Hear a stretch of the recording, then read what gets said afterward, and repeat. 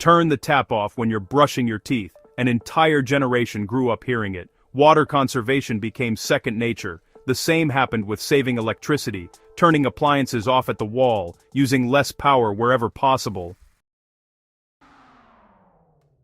So after decades of being told to conserve resources, it's fair to ask an uncomfortable question. What happens when the fastest-growing industry in the world needs enormous amounts of electricity and water just to function?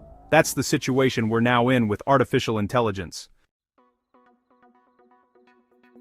To understand why AI uses so many resources, you first need to understand how it works. Traditional computers rely on CPUs, which process tasks one at a time, in sequence. That's fine for emails or browsing the web, but it's slow for complex tasks. AI relies on GPUs, graphics processing units, which can handle thousands of small tasks at once.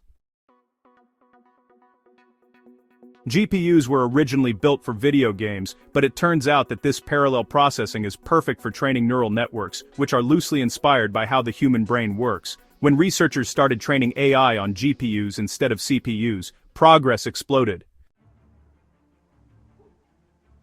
That explosion triggered an arms race. Tech giants like Google, Microsoft, Meta, and Tesla all want the most powerful AI models, and that means buying as many advanced GPUs as possible. NVIDIA, the company that makes them, has become one of the most valuable companies in the world, almost entirely because of AI demand.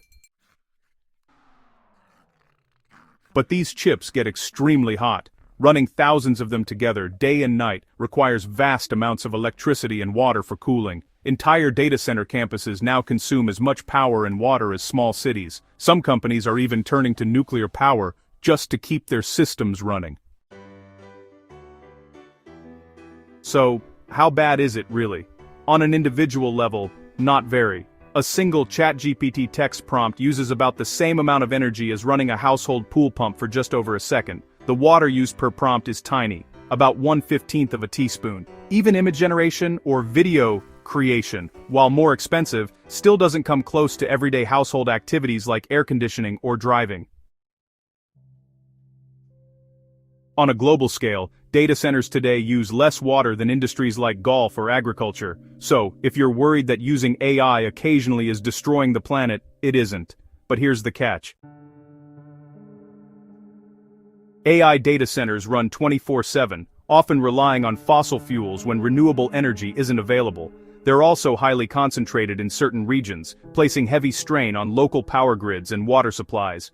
And while most industries are reducing emissions, major tech companies have seen their carbon footprints rise sharply over the past 5 years.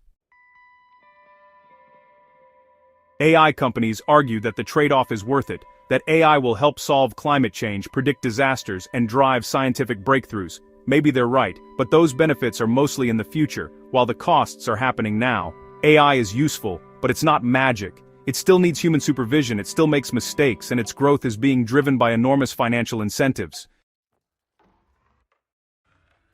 We know exactly what lettuce will do when we grow it. AI, we don't know how big it will get, how much it will consume, or whether the promises will pay off. And that uncertainty is the real issue we need to talk about.